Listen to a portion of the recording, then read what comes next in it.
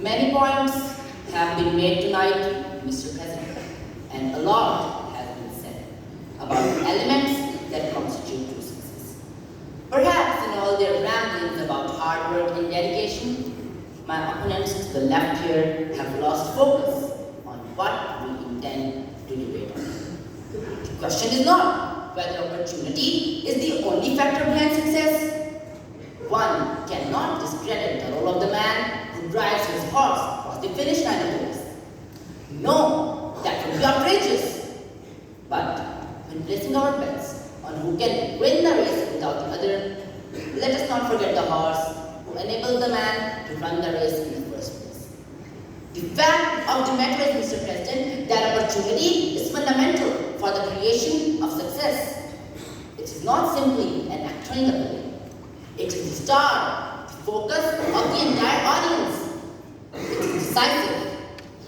I'm sure the audience here knows Elon Musk, CEO of Tesla and the face of future, as some know him. Around 2,000 of the students graduated with him from the University of Pennsylvania in 1997. This year, Elon Musk got his undergraduate degree.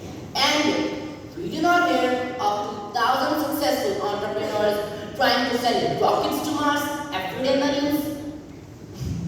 Funny, we don't even hear of 200 or, for that matter, 20.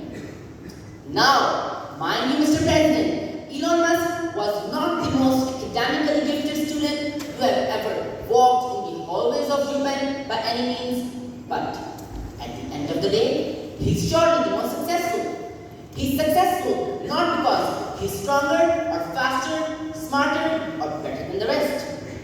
He's successful because of the opportunities that his father's emerald mines in Zambia built. He's the product of a lifetime of opportunities bankrolled by the apartheid in South Africa. But it just doesn't end there, Mr. President, for Elon Musk is not the only successful personality who would not have been who he is today without the opportunities that paved the path of his success. Mark Zuckerberg's magnum opus, Facebook, was an idea that he borrowed from his classmates at Harvard. He saw an opportunity and he took it. The rest is history as we know it. More often than not, success lies beyond the barrier of prerequisites, and even a shot of trying is a major step forward in itself. Without the opportunity to cross that barrier, success will always remain out of reach.